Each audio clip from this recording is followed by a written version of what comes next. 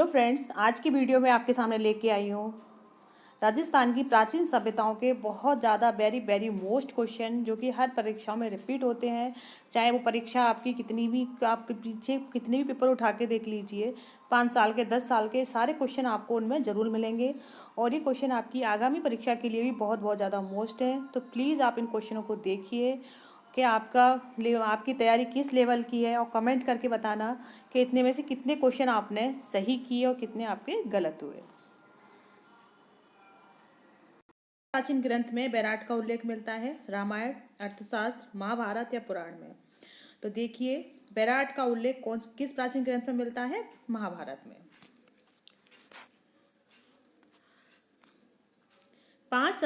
पांच सांस्कृतिक युगों के अवशेष कहाँ से प्राप्त होते हैं? तो 5 सांस्कृतिक अवशेषों युगों के अवशेष कहाँ से प्राप्त होते हैं? नौ से। ठीक है, कहाँ से होते हैं? नौ से। और नौ कहाँ है? भरतपुर में, भरतपुर राजस्थान। आहड़ की खोज किस विद्वान ने की थी? आर.सी. अग्रवाल ने, कर्नल टॉड ने, दशरथ शर्मा ने या आर.डी. बनर्जी ने? तो देखिए, आहड़ सभ्यता की खोज किसने की थी? आर.सी. अग्रवाल ने। किसने की थी? आर.सी. अग्रवाल ने। और देखिए, जो ये आहड़ सभ्यता है ये कहाँ स्थित है? आहड़ सभ्यता उदयपुर में है। ठीक है, नाम पूछ लेते हैं, कहाँ पर स्थित है? उदयपुर में। और आहड़ सभ्यता को आयड़ नदी के नाम से भी जाना जाता है। किसके नाम से जाना जाता है? आयड़ नदी के नाम से जाना जाता है। और इसके उपनाम की बात करें तो देखिए, आहड़ सभ्यता को बनास सभ्यता, स्थानीय सभ्यता, स्थानीय भाषा में इसे देखिए, इसके उपनाम क्या थे? पहला है बनास सभ्यता,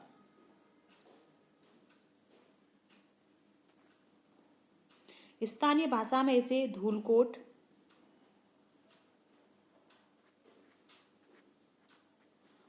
या अघाटपुर,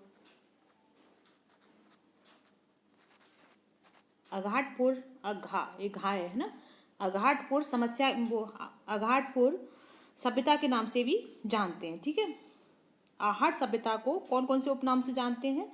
बनास सभ्यता, धूलकोट सभ्यता और अघाटपुर सभ्यता के नाम से इसको जानते हैं। इस सभ्यता की बात करें तो देखिए, ये सभ्यता 4000 वर्ष पुरानी थी। कितनी वर्ष पुरानी थी? 4000 वर्ष पुरानी थी। ये भी क्वेश्चन आता है कि कौन सी सभ्यता 4000 वर्ष पुरानी थी? तो आहड़ सभ्यता है 4000 वर्ष पुरानी। खोज इसकी किसने की थी? तो देखिए, आप मुझे आ से आहड़ है, आ से आर.सी. अग्रवाल है, और आ से ही आप याद कर लेना अक्षय कीर्ति। क्या नाम है? आ से ही अक्षय कीर्ति। अक्षय कीर्ति ने आहड़ सभ्यता की खोज 1953 में की थी। कब की थी? 1953 में की थी। अगर इसके उत्खनन की बात करें तो देखिए, इसका उत्खनन किया था रतन चंद्र अग्रवाल ने, जो कि क्या नाम है? आर.सी. अग्रवाल इनका। कब किया था? 1955-56 में किया था। ठीक है, सबसे ज़्यादा अगर तांबे के उपकरण मिले हैं तो कहाँ मिले हैं? आहड़ सभ्यता में मिले हैं। इसका सबसे ज़्यादा जो उत्खनन हुआ वो हंसमुख धीरज लाल सकालिया, ठीक है, एस.डी. संकालिया ने किया था। और जानते हैं कालीबंगा का शाब्दिक अर्थ क्या है? ये क्वेश्चन बहुत मोस्ट है, बहुत ज़्यादा रिपीट होता है, तो इसे तो आप कहो very very very most question है। ठीक है, कालीबंगा का शाब्दिक अर्थ क्या है? काली चूड़ियाँ। क्या है? काले रंग की चूड़ियाँ इसका शाब्दिक अर्थ है। और कालीबंगा सभ्यता कहाँ स्थित है फ्रेंड्स? तो देखिए, अगर आपके पास थोड़ा सा भी आप 10-5 मिनट का टाइम निकाल सकें तो मेरी ये पूरी प्राचीन राजस्थान की प्राचीन सभ्यता की वीडियो, उसे आप ज़रूर देखें। उसमें आपको एक एक पॉइंट, वैसे 100 क्वेश्चनों के अंतर्गत उसी का ही निष्कर्ष है, पूरा उसी का ही सार है, लेकिन उसमें आपको एक एक की पॉइंट सब मिलेगा उसमें, तो आप ज़रूर देखें उसे। देखिए, कालीबंगा सभ्यता कहाँ स्थित है, एक बार हम पूरा देख लेते हैं इसे। हनुमानगढ़ में। ठीक है, ये क्वेश्चन बहुत आता है कि कालीबंगा सभ्यता कहाँ स्थित है, हनुमानगढ़ या श्री गंगानगर। तो आप याद रखना कहाँ पर है, हनुमानगढ़ में स्थित है। और वह कौन सी सभ्यता है जो दो दो भागों में बटी हुई है? तो वो कालीबंगा सभ्यता है। और दो भाग कौन से हैं इसके? एक तो है दुर्गीकृत और दूसरा है अदुर्गीकृत। ठीक है, दुर्गीकृत अदुर्गीकृत। वह कौन सी सभ्यता है जो दो भागों में बटी है? कालीबंगा सभ्यता है। कालीबंगा सभ्यता को, कालीबंगा जो सभ्यता है अभी आता है वो कौन सी सभ्यता है? तो देखिए कालीबंगा का से का और का से आप याद कर लेना, काश युगीन सभ्यता है। कौन सी सभ्यता है? काश युगीन सभ्यता है। कालीबंगा सभ्यता काश युगीन सभ्यता है। कहाँ स्थित है? हनुमानगढ़ में स्थित है। दो भागों में फैली हुई एकमात्र सभ्यता है। इस सभ्यता को, इसके उपनाम जरूर याद रखना फ्रेंड्स। इसके कालीबंगा सभ्यता को नगरीय सभ्यता,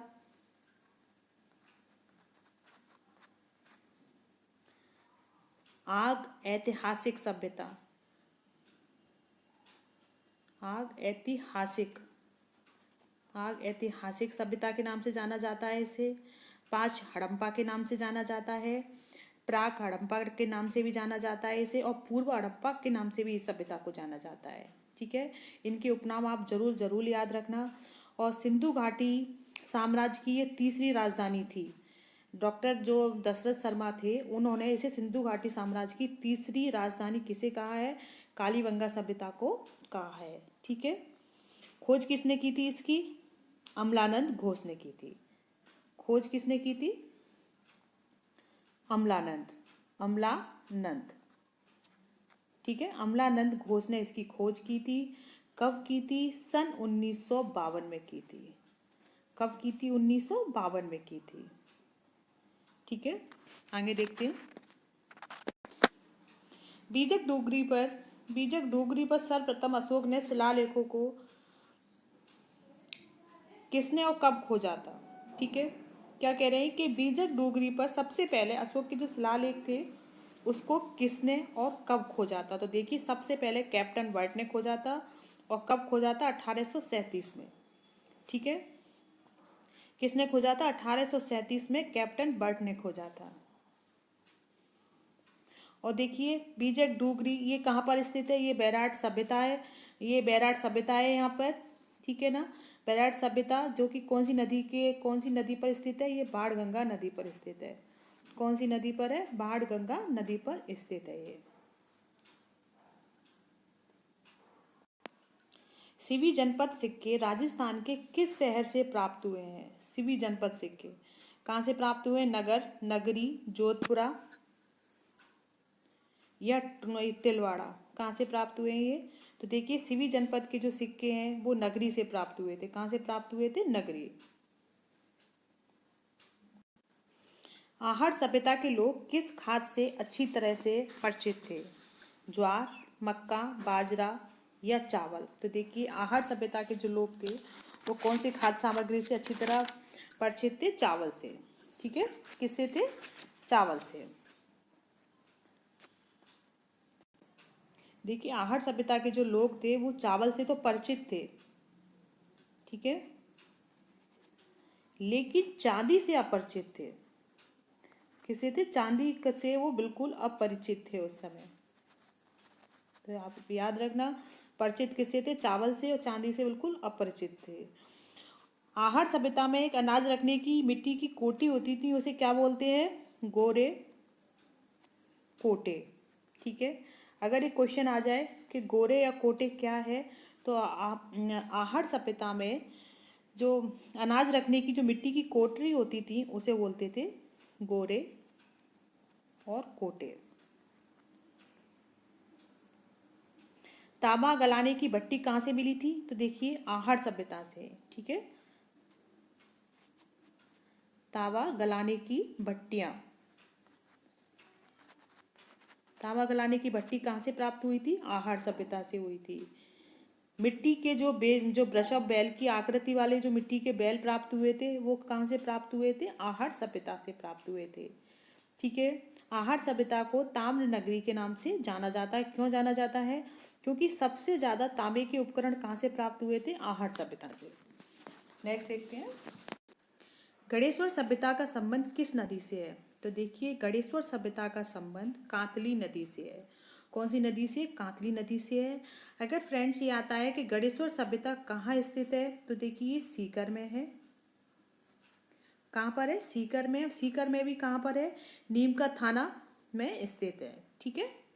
और कौन सी नदी है? कांतली नदी है ये।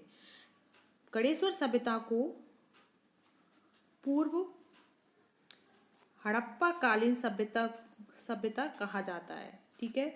जबकि प्राक हड़प्पा कालीन सभ्यता किसे कहा जाता है? कालीबंगा सभ्यता को कहा जाता है। जबकि पूर्व हड़प्पा कालीन सभ्यता किसे कहा जाता है? गणेश्वर सभ्यता को कहा जाता है। याद रखना, पूर्व और प्राक। ठीक है। अगर 5 हड़प्पा कालीन सभ्यता है तो वो भी किसे कहा जाएगा? कालीबंगा सभ्यता को। ठीक है ना।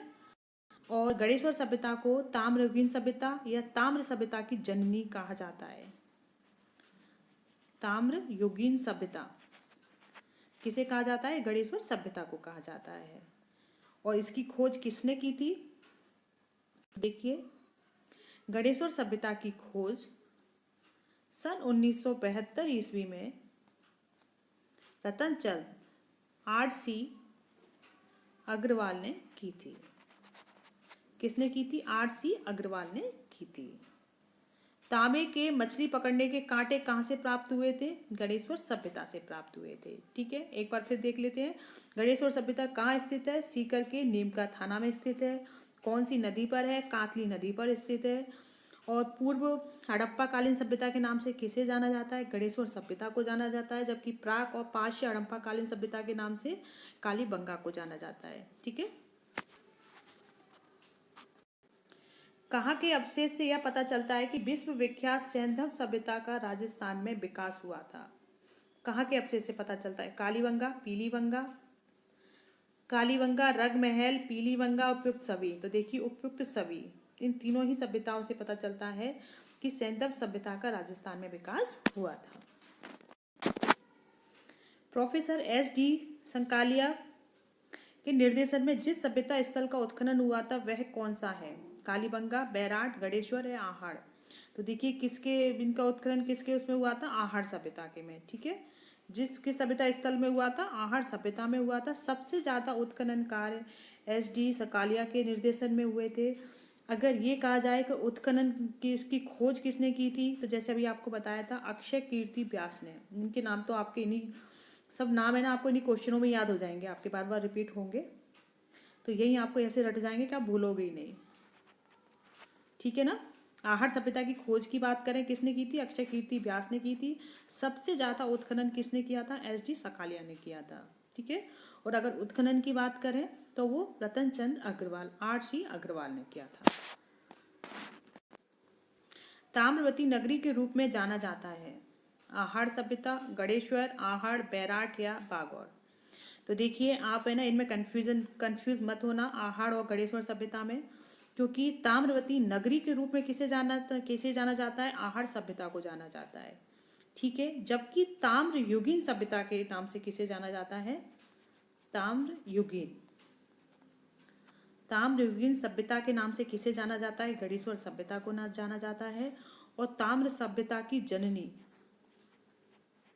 ताम्र सभ्यता की जननी, ठीक है, ताम्र सभ्यता की जननी के नाम से किसे जाना जाता है? गणेश्वर सभ्यता को जाना जाता है।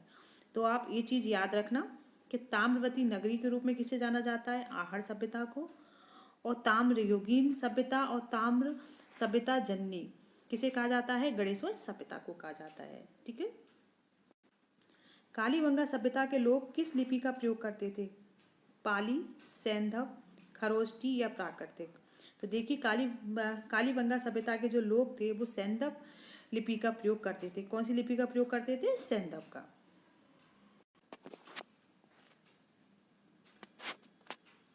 कालीबंगा संस्कृति की खोज 1953 में सर्वप्रथम किसके द्वारा की गई थी?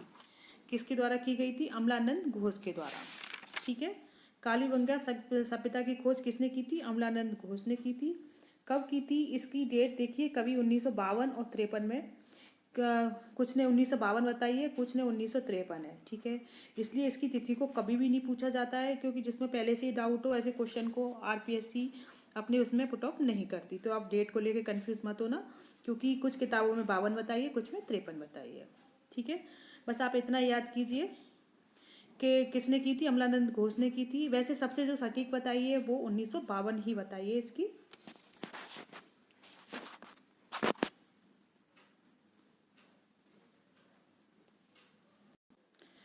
देखिए, राजस्थान में कालीबंगा किस जिले में? ये फ्रेंड्स क्वेश्चन बहुत बहुत ज़्यादा मोस्ट हैं, आप एक बार इनकी प्रैक्टिस ज़रूर करें। ठीक है ना, और मैं आपको इसकी पीडीएफ भी आपके इस लिंक में डाल दूंगी। आप तो आप डिस्क्रिप्शन बॉक्स में से इस लिंक से आप पूरे क्वेश्चन आप खुद एक बार वैसे भी प्रैक्टिस कर सकते हो। ठीक है ना, तो देखिए राजस्थान में कालीबंगा सभ्यता किस जिले में है? हनुमानगढ़ में। कहाँ पर है? हनुमानगढ़ में है। और इस सभ्यता कालीबंगा का अर्थ क्या होता है? काले रंग की चूड़ियाँ। ठीक है, खोज किसने की थी? अमलानंद घोष ने की थी। राजस्थान की किस सभ्यता में अलंकृत ईंटों से निर्मित फर्श का अवशेष मिलता है? कौन सी सभ्यता में मिलता है? आहट, कालीबंगा या बलाथल या बैराट? तो देखिए, अलंकृत ईंटों से निर्मित फर्श के अवशेष कहाँ मिलते हैं? कालीबंगा में। ठीक है, कहाँ मिले हैं? कालीबंगा में। और देखिए, इससे जुड़ा एक और आप याद रखना कि कालीबंगा सभ्यता को इसकी जो व्यवस्था थी वो मात्र सत्तात्मक थी। कौन सी व्यवस्था थी? मात्र सत्तात्मक व्यवस्था थी। फ्रेंड्स, इसी के साथ ही कभी कभी पीलीबंगा भी पूछ लेते हैं कि पीलीबंगा कहाँ स्थित है। तो देखिए, कालीबंगा पीलीबंगा दोनों ही हनुमानगढ़ में स्थित हैं। ठीक है, महाभारत काल के अवशेष कहाँ मिले? तो देखिए, महाभारत काल के अवशेष कहाँ मिले हैं? बैराट व नोह में। ठीक है, बैराट व नोह में महाभारत काल के अवशेष मिले हैं। नेक्स्ट देखते हैं, मौर्य काल के अवशेष राजस्थान में कहाँ से कहाँ मिले हैं?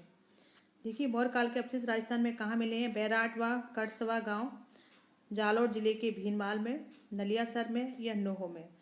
तो मौर्य काल के अवशेष कहाँ मिले हैं? बैराट व कंसवा गांव में।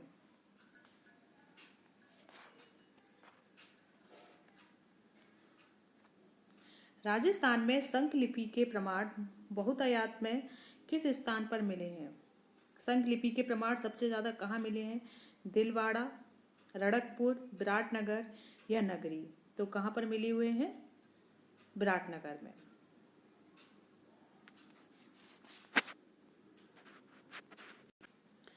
राजस्थान में ताम्रयुगीन सभ्यताओं की जननी कहा जाता है। तो देखिए, जैसे कि अभी आपको बताया था, ताम्रयुगीन और ताम्रयुगीन सभ्यता के नाम से किसे जाना जाता है? गणेश्वर सभ्यता को जाना जाता है। ठीक है, ताम्रयुगीन सभ्यता पूछे या ताम्र सभ्यता की जननी पूछे, उसे किसे जानेंगे? गणेश्वर सभ्यता को जाना है। जबकि अगर ताम्र नगरी के नाम से पूछे तो कौन सी सभ्यता हो जाएगी? आहड़ सभ्यता। ठीक है, ताम्रयुगीन और ताम्रयुगीन नगरी कौन सी कहते? देखो, ताम्रयुगीन नगरी तो कौन सी कहलाएगी? आहड़ सभ्यता कहलाएगी। और ताम्रयुगीन जननी कौन कहलाएगी? गणेश्वर सभ्यता। और ताम्रयुगीन सभ्यता भी कौन सी कहलाती है? गणेश्वर सभ्यता। सैंधव सभ्यता, सैंधव लिपि किस प्रकार प्रयोग में ली जाती थी? ऊपर से नीचे की ओर, बाईं से दाईं की ओर, दाईं से बाईं की ओर या नीचे से ऊपर की ओर?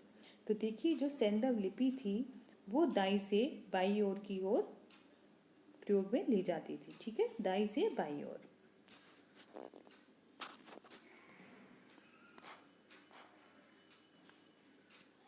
बीजक की पहाड़ी किस सभ्यता से संबंधित है? तो बीजक की पहाड़ी कौन सी सभ्यता से संबंधित है? बैराट सभ्यता से।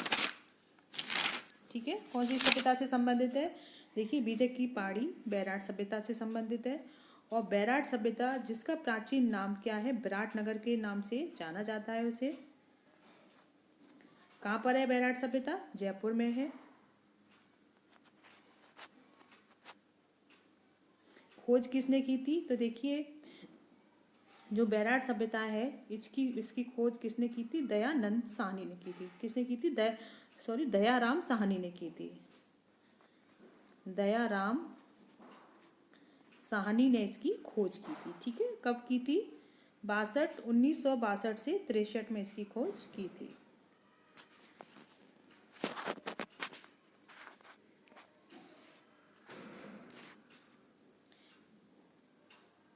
बैराट से मिला भ्राभु शिलालेख उत्कीर्ण करवाया था। किसने उत्कीर्ण करवाया था? चंद्रगुप्त, अशोक, पांडवों या समुद्रगुप्त? किसने करवाया था ये? तो देखिए जी, अशोक ने उत्कीर्ण करवाया था।